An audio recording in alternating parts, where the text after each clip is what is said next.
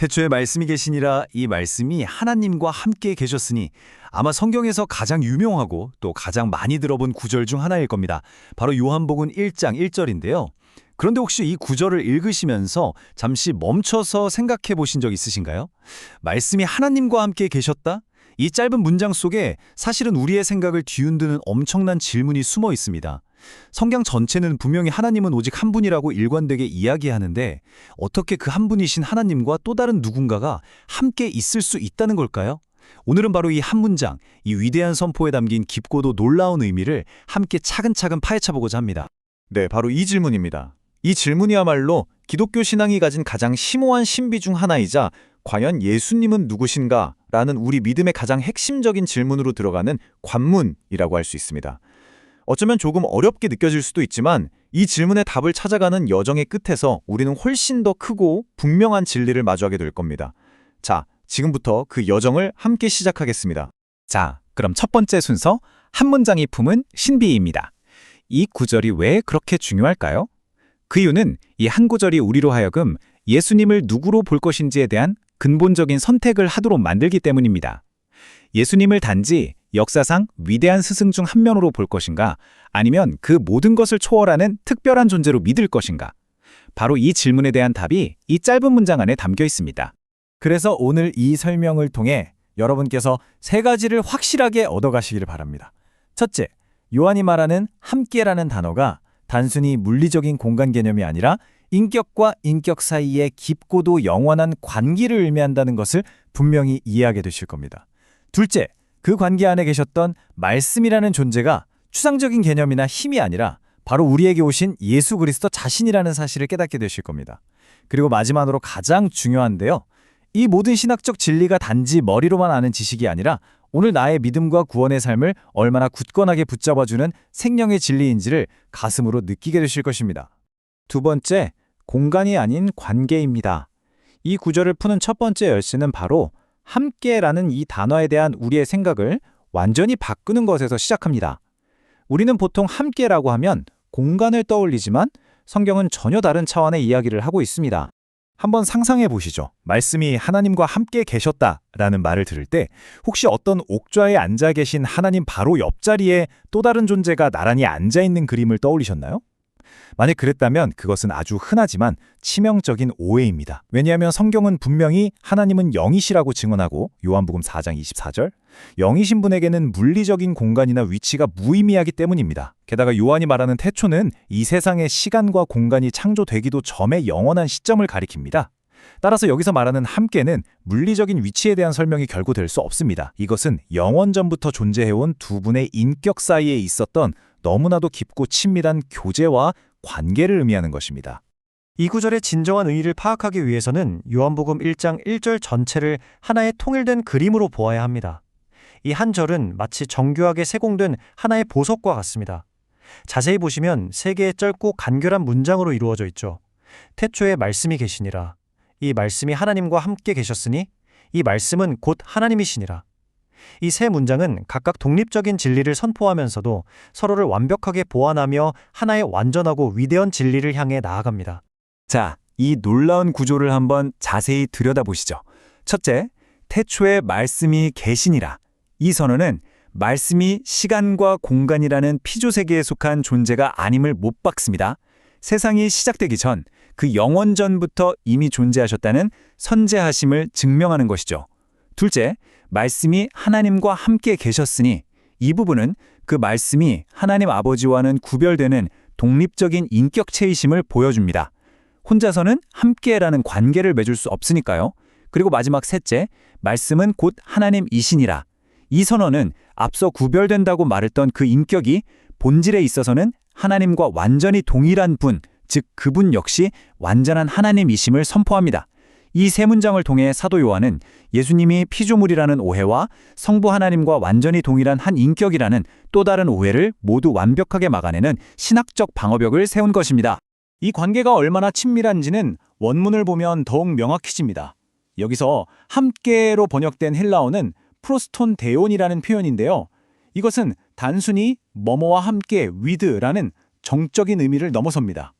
오히려 뭐뭐를 향하여 toward, 얼굴과 얼굴을 마주하여 페이스 투 페이스라는 아주 역동적이고 친밀한 뉘앙스를 담고 있습니다. 마치 서로를 너무나 사랑하는 두 인격이 서로의 눈을 바라보며 깊은 사랑과 신뢰의 교제를 나누는 모습을 떠올리게 하죠.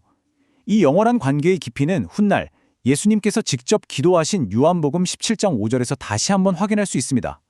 아버지여, 창세 전에 내가 아버지와 함께 가졌던 영화로서 지금도 아버지와 함께 나를 영화롭게 하옵소서.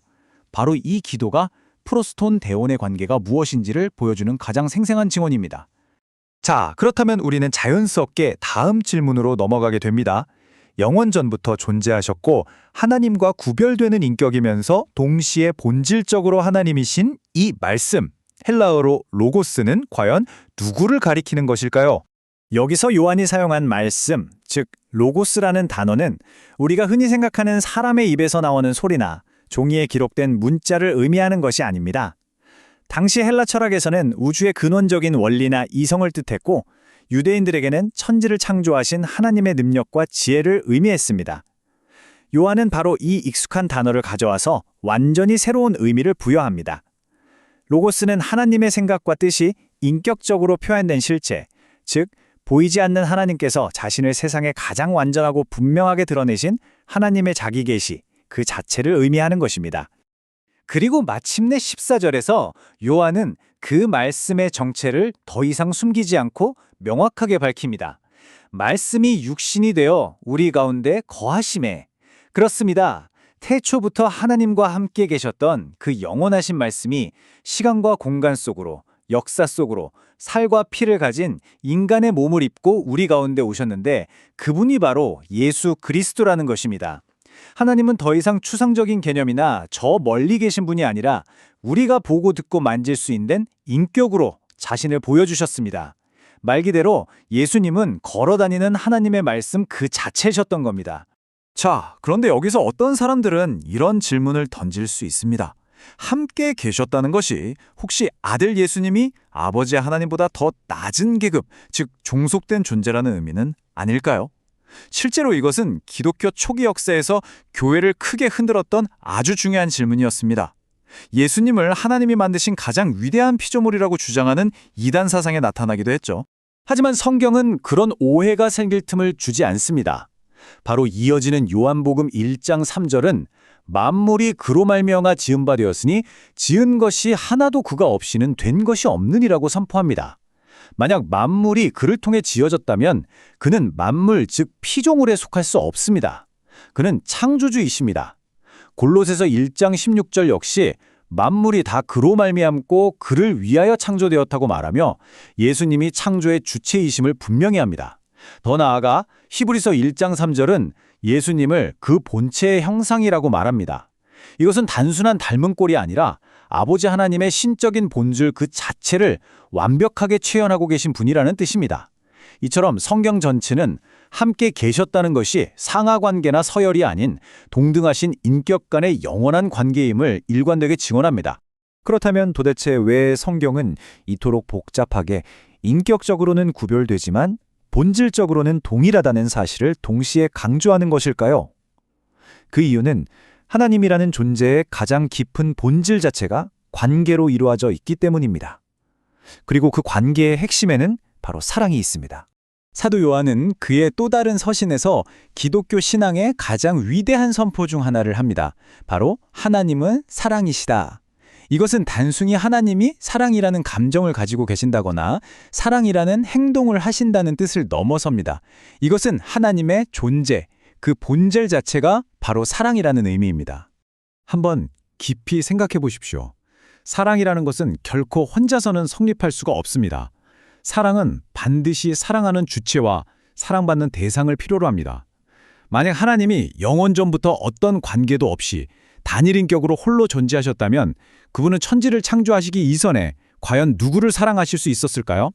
하나님은 사랑이시다라는 이 위대한 선언은 하나님 안에 영원전부터 완전한 사랑의 관계, 즉 성부 하나님께서 성전 하나님을 사랑하시고 성자께서 성부를 사랑하시며 그 사랑의 교제가 성령 안에서 충만하게 이루어지는 인격적인 공동체가 있었음을 전제할 때에만 비로소 참된 의미를 갖게 됩니다.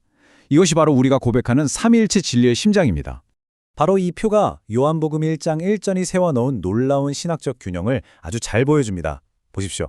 말씀이 하나님과 함께 계셨으니 라는 선언은 성부와 성자의 인격적 구별을 지켜줍니다. 이 진리는 예수님이 단지 성부의 다른 모습이거나 일임일 뿐이라는 오류로부터 우리를 보호합니다. 동시에 말씀은 곧 하나님이시니라 라는 선언은 예수님의 본질적 동일함을 지켜줍니다. 이 진리는 예수님이 하나님보다 열등한 피조물이라는 치명적인 오류로부터 우리를 보호합니다. 이 둘 중 하나의 균형이라도 깨지면 우리가 믿는 복음 전체가 흔들리게 됩니다. 왜냐하면 우리를 죄에서 구원하시는 분이 완전한 하나님이 아니시라면 우리의 구원 역시 불완전할 수밖에 없기 때문입니다. 자, 이제 마지막 장입니다. 어쩌면 지금까지의 이야기가 너무 신학적이고 복잡하게 들리셨을지도 모르겠습니다. 그렇다면 이 모든 고대의 이야기가 오늘을 살아가는 당신의 삶과 과연 무슨 상관이 있을까요? 이것은 단순한 교리 지식이 아닙니다. 이것은 당신의 심장을 향한 생생하고도 강력한 초대입니다. 이 위대한 진리는 오늘 당신에게 적어도 3가지의 놀라운 의미를 줍니다. 첫째, 예수님께서 하나님을 온전히 보여주시는 분이시기 때문에 우리는 더 이상 하나님이 어떤 분인지 막연하게 추측하거나 두려워할 필요가 없습니다. 예수님을 통해 우리는 하나님을 인격적으로 그리고 진실로 알 수 있게 되었습니다. 둘째, 본질부터 관계적이신 그 하나님께서 우리를 바로 그 사랑의 관계로 초대하셨다는 것입니다. 우리는 단지 구원받는 것에서 그치는 것이 아니라 하나님의 가족이 되는 영광스러운 초대를 받았습니다. 그리고 셋째, 당신의 구원은 당신의 노력이나 자격에 달려있는 것이 아니라 완전하고 영원하신 하나님 자신의 손에 달려있기에 그 무엇도 빼앗아갈 수 없는 절대적으로 안전한 구원이라는 뜻입니다. 말씀이 하나님과 함께 계셨다는 이 진리는 예수님께서 하나님에 대해 멀리서 듣거나 추측해서 우리에게 말씀하신 분이 아니라는 것을 의미합니다. 그분은 영원 전부터 아버지와 얼굴을 맞대고 가장 깊은 사랑의 교제를 나누시며 아버지를 누구보다 완벽하게 아시는 유일한 분입니다. 그렇기 때문에 요한은 18절에서 이렇게 선포하는 것입니다. 본래 하나님을 본 사람이 없으되 아버지 품속에 있는 독생하신 하나님이 나타내셨느니라. 오직 예수님만이 우리에게 하나님 아버지가 어떤 분이신지를 보여주실 수 있습니다. 그래서 예수님께서 나를 본 자는 아버지를 보았거늘 요 14장 9에서 라고 하신 말씀은 결코 과장이 아니라 영원히 하나님과 함께 계셨던 분만이 하실 수 있는 가장 위대한 진실의 선언입니다. 그리고 더 놀라운 사실은 하나님께서 우리를 바로 그 영원하고 완전한 사랑의 교제 안으로 초대하신다는 것입니다. 사도 요한은 요한일서 1장 3절에서 복음의 궁극적인 목적이 바로 아버지와 그의 아들 예수 그리스도와 더불어 사귐을 누리는 것이라고 말합니다. 복음은 단순히 죄를 용서받고 지옥에 가지 않게 되는 법적인 선언에서 그치는 것이 아닙니다. 그것은 영원 전부터 성부와 성자께서 누리셨던 그 충만한 사랑의 관계로 우리를 이끌어들이는 영광스러운 초대장입니다. 혹시 아직도 이런 생각이 드시나요? 너무 어렵다. 그냥 예수님을 좋은 분, 위대한 스승으로 믿으면 안 될까? 그러나 사도 요한은 그 길이 복음의 길이 아니라고 단호하게 말합니다. 만약 예수님이 단지 위대한 인간이나 천사에 불과하다면 그분은 우리 인간의 죄와 죽음이라는 근본적인 문제를 해결할 능력이 없습니다. 그러나 그분이 태초부터 하나님과 함께 계셨고 만물을 창조하셨으며 우리를 위해 기꺼이 육신을 입으신 완전한 하나님이시라면 이야기는 완전히 달라집니다. 그분의 죽음과 부활은 온 인류를 구원하고도 남을 무한한 가치와 능력을 지니게 됩니다. 그래서 저는 요한복음 1장 1절의 이 선언을 당신 구원의 안전벨트라고 부르고 싶습니다. 이 진리가 당신의 구원이 얼마나 튼튼하고 안전한 반석 위에 서 있는지를 보여주기 때문입니다. 그러므로 오늘 이 모든 설명을 마무리하면서 이 한 문장을 여러분의 마음에 깊이 담아보시면 어떨까요? 예수님은 영원부터 하나님 아버지와 얼굴을 맞대고 완전한 사랑 안에 계셨던 바로 그 분이며 바로 그 무한히 영광스러운 분이 나를 위해 그리고 나에게 오셨다. 이것이야말로 사도 요한이 우리에게 가장 먼저 전하고 싶었던 복음의 시작이자 핵심입니다. 만약 당신이 그동안 요한복음 1장 1절이라는 문턱에서 머뭇거리셨다면 이제 그 문턱을 넘어 하나님과의 진정한 함께로 나아가는 새로운 길이, 새로운 관계가 당신 앞에 활짝 열릴 것입니다.